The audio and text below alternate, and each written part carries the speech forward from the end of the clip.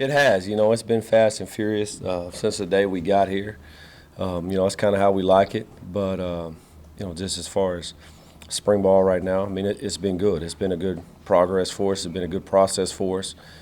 And, our guys are doing a great job of taking what we've given them, from when we started stalling to carry it to the field and excel and, execute it in a hurry.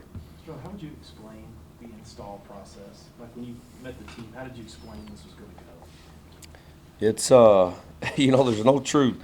It's kind of like grandma's pie. She just puts it together, and then and it tastes good. That's kind of how it happens. There's not really a set up recipe for it, and you just kind of start installing and putting and trying to put the pieces together with personnel, and seeing where guys fit. Do you have a quarterback on campus who can run this offense? Yeah, I mean, one of those three guys can and will. Who's leading the race? Nobody. It's so early on. Today was just day 7. And, when you're this early in the install phase, still you're getting a lot of reps with a lot of guys, and I'm still trying to figure them out. They're still trying to figure me out as well with every piece of the puzzle, personnel-wise, from up front, to receivers with the backs, and you're just trying to evaluate and see in a hurry how guys do what they do best, what they don't do so good, and then you got to start going from there of how you call things and place things. Coach, those three guys, can you say what each one of them does really well, what you've kind of been impressed by each of those three? Right now, just their progression has been good from the first time we went out on the field, to here to day 7. That's my thing with you. You're just looking for steady progression with those guys. That those guys are getting better. Every time we get out on a practice field, every time they take a rep, even to the next day within meetings.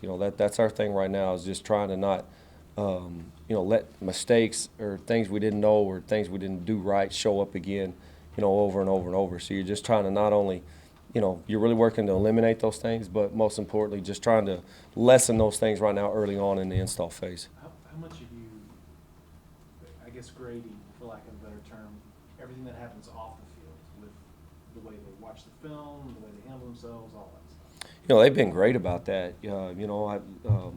They've put a lot of energy and effort to what we're doing. And those guys have put in extra time. And all of our guys have done a great job of getting all the info and seeing it on their iPad and watching it and trying to process it outside of when they're with us. Are you seeing the pickup of the information? Are they processing it to your satisfaction? Yeah, they are. They have been, and the fortunate thing is I've got a couple of things to compare it to. It's like anything when you've done something before and you've got something to compare it to. They're right on track with those other places that we've been with the install. So they've picked it up, and that's on, to them, as much time and energy and effort they've put into it, and then, just their intelligence and the willingness to really be good. What does it take for a quarterback to be successful in your system? Got to be intelligent. Obviously, got to be able to throw it around and be accurate with the ball, and to just understand what we do. And if you're intelligent, you got a high football IQ. And you equate those things, then you've got a guy that's got a chance to be successful with what we do. Sterlin, like the quarterback that wins this job, he will win it because he does what? Understands exactly how and what we want to get accomplished. And he's like any quarterback in the nation. He takes care of the football and understands where to deliver the football and how to deliver it. And I mean, it's no different with our guy. At the start of camp, Charlie mentioned that he thought there was a good chance that you wouldn't know who your number 1 guy is by the end of spring. Do you still think that's reasonable? I don't know. Coach has been around those guys a little more than I have, so it's still early. I've only been on campus a few months now, and we didn't get to see these guys throw or do anything activity-wise as far with a football in their hand until 7 practices ago. So, so still for me, it's a little bit of newness, and I'm not in a hurry to do that. What we want is these guys to be right. Make sure we got the right guy, and those guys understand exactly what we want to do and how we want to get it executed, and if they go do it at a high level. How have you and Charlie struck the balance of the number of reps that you're going to need for the offense versus on-field work and practice? Coach has been great. It's been no different from everywhere I've been. the amount of reps that we're getting in practice right now. So, coach has been great with that. It's been a great mix and a great mesh. Sterling, you've worked with a lot of great offensive minds. Has it been fun to kind of put your own vision of this together? Yeah, no doubt. It's just like, anything. You get to go back and, write your own letter and write your own, editorial deal, then, it's you. And when you get a chance to do that, you're going to take some pride in it. You're going to pull from those guys. And, but at the end of the day, you got to make it you and you got to make it your twist. So that aspect's been fun. Again, with our offensive staff, and there's a lot of great minds in there, guys that have had success, moving the football around and winning a lot of games. So, you get that mesh in there, and there's no egos in the room. And, at the end of the day, all we want to do is our kids to be really good and win football games. Charlie, as mentioned before, he has no problems playing a freshman. But where do you stand on that? A guy who's never been on the field in the heat of battle before. You play the best guy. And, I've been around where we've played some young guys and seen it been successful. So, you just play you play the best guy, and then, the people around him, they got to raise their play and do their job as well. So, When you started here, did you try and go back and watch a lot of this team from last year, or did you clean slate? No, clean slated them all. And I've not done that anywhere I've been. And, and I told those guys that were here, don't tell me anything negative, or bad about these guys, because I want those guys to have, a clean slate with me. And when I got here, it's what I told them: you got a clean slate. You got an opportunity. If you're not a starter, you've not done something right, or even if you've done it all right, it's still clean slate. I don't know. I don't know you until I get to know you. And that's been a fun part of this process is, we've been down in the weight room a lot, obviously before spring ball started, because it was all about relationships. And to start relationships, you got to have connections. And we wanted to connect with these kids, be very familiar with these guys before we got out on the field, for spring football. And we did that, and we're still in process of that. As you know, relationships are never ending. It doesn't stop, and we're constantly getting to try to know our guys and those guys that know us. When you developed Jimmy Garoppolo and Matt Johnson, Dane, how similar to the offense that you put in with those guys is this one, and the power concepts in the running game? Yeah, I'd say, they're similar. I'd say they're real similar, with what we did. We've got a base of what we do, and, all three of those guys had an opportunity to, play in that base as well. What kind of attitude are you seeing from your offensive line? Those guys have been great. Coach Maddox, with what he does and what we do up front, we've got a physicality to us. And, those guys have done a really good job with that. They've got to continue to grow, continue to get better. They've done a great job in the weight room. But, those guys set the tone, for us, tempo-wise and physicality-wise. But they've done a great job. What do you like about Tyrone Swoops? Swoops is big. He's got experience. He's got a live arm. A guy who cares and he's been around here. And, so he carries some experience with him. He carries great leadership qualities about himself. And, our guys, they respect him. And, he's made plays before. So, those are the things that I like about him, when I see him every day. When do you see the quarterback, or have you seen the quarterback in the past, see it click when the install's going on? All three of those guys previously have been different. I can't sit and say, it was this many practices in. There just kind of becomes a time, when that happens. And at some point we'll get there, and we're not at that point, sitting here today. Is there anyone that you've seen, whether it's the running backs or anyone on offense that has kind of impressed you, so far? Yeah, every day is just evaluation, and it's about getting those guys better. You just got to think the first day we went out there, they didn't really know what was going on, so to say. It was the first time they'd done tempo, and so, nothing is just extremely clean. So we're starting to get to the phase now where some things clean up and you get a little truer evaluation and you get to see guys execute, what we're asking them to do, whether it's in run game or pass game. So some of those things are starting to clean up, obviously, as spring ball goes on. Setting with, we got 7 in today with what we got left. Why has this offense been so successful?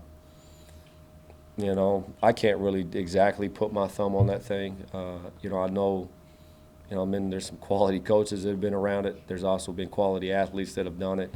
and there's been, quality quarterbacks that have ran it. So, I think you got those three, and you throw them together, then you've had a chance for this thing to be successful. One of the defensive guys was in here last week saying you ran 70 plays out of in 10 minutes. How many of those plays were good plays, and is that kind of what you're shooting for, that kind of pace? Yeah, I mean, I don't come away, we don't go out there with X amount of plays, I know at the end of the day when we go watch film and it pops up that this is how many plays we had, I just know that's about right. You're just trying to install tempo, and then once you install tempo and it's a mindset, and then the schematic part of it, starts to fall in that process as well. So Is part of it just getting them used to playing that fast, and does the quality suffer when you're trying to push it that much? yeah, at times it is because they're doing something they've never done before, and they can't hardly breathe, so they can't hardly think, early on in this deal. So what you're trying to do is get them, they've got to get in shape, which they're in the process of getting in shape. Then they've got to be able to think and execute and do all that, in a quick period of time. So, it's just so new from what they've done, that there's some steps to it to get where we want to go. The times that we saw, or the practices that we saw, it looked like about anywhere between 8 to 10 seconds between snapping, putting the ball down to snapping. In your mind, is that what you want, or is that just that was how it was that day, or? I've never really counted it, or no one's ever really came up to me and said, "Hey, you're only snapping at this amount." There's a feel to it, and I can tell you when it feels fast, and I can tell you when it feels slow. And we've had a little bit of both this spring. So the ultimate goal is where it always feels fast, and it feels right, and that they feel what I feel. So at times they felt the tempo, for a few plays of what we want to do and how we want to get it accomplished. But that's just got to be consistent. What When you stands talk out that about? ultimate goal, though, do you feel like that takes a couple of years for guys to really get comfortable with this? It can. I mean, if you probably go back, year two, you got a really good chance for that thing to kind of settle in. But you go back to other places we've been successful year one too. So, there's no magic here with that, with it. But those guys got to understand it in a hurry, get in shape in a hurry. What stands out about Buechele? He's headsy. He's got a live arm about him. Carries himself well. He's got a high football IQ, competitive, and just a guy that he's urgent about what he does and how he does it, but he's got a lot of room for growth or improvement. Coach, as they learn this new offense, are you seeing the quarterbacks out there competing? And do they have time to compete? Yeah, without a doubt they do. Because they're rotating and then they're getting reps, and that's what I've told them and what they know. I mean, the reps, they're obviously know everything they do is evaluated. Every throw they make, every read they make, everything that happens with them is an evaluation. And those guys are competing. They're competing every day, and within that, those guys are, they're helping each other.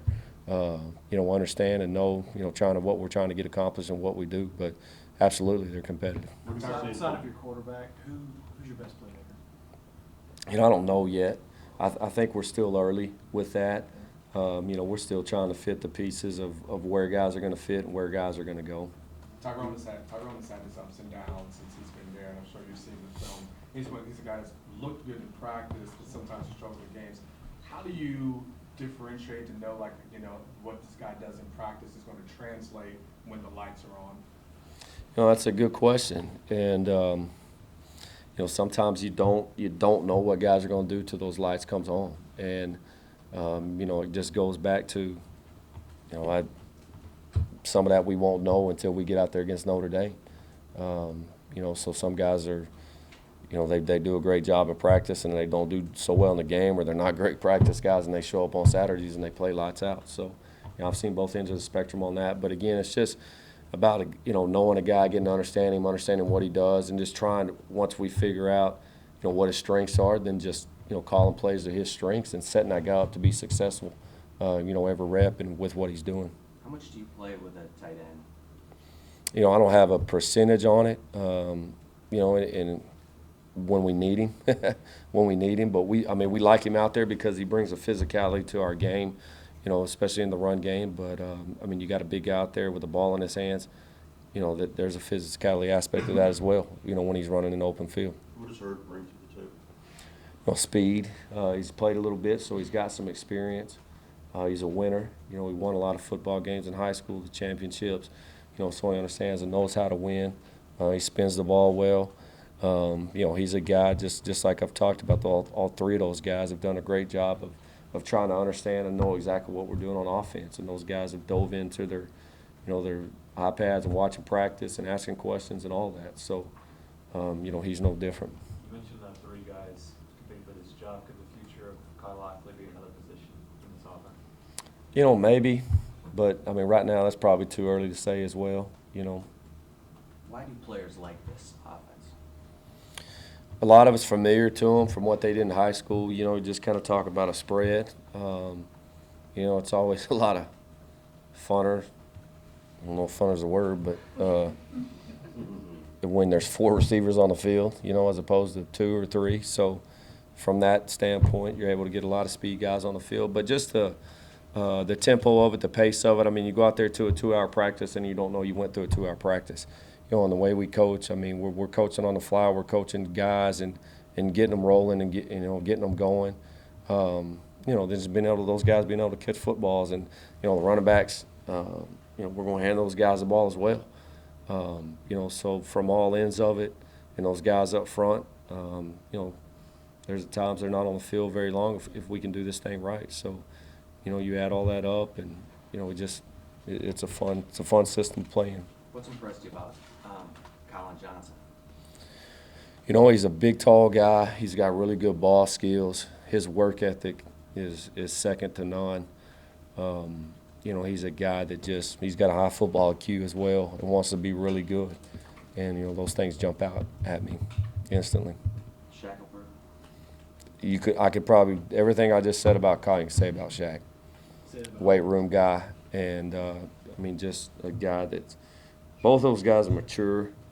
You know, you forget, you know, 3 weeks from now they probably should be going to prom, and they're not, you know. So they're really mature for their age, and being able to, you know, come in at semester and especially doing what they're doing with both of those guys, you know, competing for jobs. What do you want to see these guys show you the next 2 weeks before the spring game? Anything specific? You know, just a clearly and a better understanding of the offense, and just, you know, trying the mechanics of our tempo. You know, those 2 things are it. And then, you know, the intangible stuff would be just the leadership, you know, and hearing guys communicate and talk, and just the little stuff as far as drill technique, fundamental stuff. You know, those would be it. Sterling, kind of a 2-part question. Will you have a physical playbook with this offense, and then how much of this offense, in terms of guys succeeding, is going to depend on them doing it on their own when you don't have periods of practice to kind of stop and fix them? Okay, no with the first one. Okay. And then, you know, once they get done with us, you know, they'll go home for the summer, and then they'll go home for a short period before they come back for the summer. And at that point, that's where the leadership stuff and how we end has to carry over and translate into the summer. So that's where your leadership, that's where your guys with experience, you know, those guys really have to step up and take ownership and lead the way, you know, because we're not around much and, you know, can't be. So those guys have to do a great job, and that's why they've got to know and understand before they leave, we get out of spring ball, that they know exactly what we're trying to get done, you know, fundamental-wise and technique-wise, that when they're here in the summer, that's getting done correctly. How critical to the spacing of this offense are those outside receivers? Well, they set the formation, you know, with their splits. So, you know, those guys are really it with, you know, their width. In terms of the most country coordinator we've had in here in quite a while. Are you getting accustomed to Austin okay? Do you I'm like going to take that as a compliment. From East Texas. All right. So ask that again. How do you like living in Austin? I mean, I'm from San Angelo, Texas, so, I mean, I've been familiar with Austin and been around here before, and, I mean, just like most towns in Texas that I've been either lived in or been around, I mean, there's great food, there's great people, there's great churches. Obviously, the University of Texas here, there's a lot of things to do, and, you know, for all ages. So, yeah, I mean, I've enjoyed it. and it's close to home, It's so. easy now because you're undefeated, but are you ready for the pressure cooker that is this fall? Yeah, I mean, you know, it is what it is. When you get in this job and you get in this profession, you know, and it's always been this way. Nobody's going to put more pressure on me than I'm going to put on myself anyway. But at any level I've been at, you know, you've got to produce and you've got to win. And you know that when you get in this profession, you know, whether you're here or you're in East Texas or you're in West Texas or in the Panhandle, I mean, South Texas, I mean, if you're not winning, then they're going to find somebody else to do it. Your offensive line doesn't employ the wide splits of the air raid. You're more No, tight not, splits. yeah. No, they're not as wide as those guys are. Because you're going to run power, you're going to run counter and that kind of stuff. Mm-hmm. Yeah. Is that fair to say that Yeah. the running game is more of a power? Yeah, I would say power. Probably zone of power. Sterling, when you got a chance to go on the road during recruiting in the winter, I know the junior day a couple of weeks ago, what's your message to recruits about where you guys want to be offensively and what you guys want to show? You know, it goes back to, you know, a question he asked about the offense, you know, being fun. And this offense is familiar to a lot of kids. You know, I probably couldn't put a number on it, but you would like to say safely in the state of Texas, I mean, 80% plus probably are spread offenses. So when you go see a kid, you're evaluating him on film, you know, or they show up here and you're talking to them about offense. You know, it's something that's very familiar to what they're doing and what they've done and what they've had success in. You know, so it's it's familiar with them. You know, again, just the way our attitude is around here, the family atmosphere. You know, that's something we sell as well, and just, you know, being able to coach kids and you know, love them and, you know, care about them and get them a degree at the University of Texas. The running backs here, the size of what you have, and I know Kirk's still rehabbing, but what do you like about your running backs? They're big, you know, and that's the first thing that probably jumps out at you. But they're determined. Those guys are doing a great job as well as far as picking up, you know, what we want to do offensively and the way we want to do it. But they obviously bring a physical aspect to it as well with just their size. And, you know, both of those guys have done a really good job. You know, it's unfortunate Kirk's, you know, banged up right now. You know, it'd be nice to see him out there, you know, running around, because I know he's a guy, you know, with speed. You know, it kind of brings in a different dimension than those other two. But, you know, those two big guys have done a really good job. The Good inside, time for one last one? the inside receivers, is it wide open? Can you size up what you have there? As far as competition of the job, Yeah. yeah, I mean, it's still wide open. I'm going to say at all those receiver spots. And those guys, you know, same thing. It's competitive every day. Those guys, they know they're under evaluation. They know every rep counts, you know, with what they're doing and what they're trying to execute. Thank you, Sterling. Thank you, Coach. Thanks, guys. Good to see y'all. Thanks.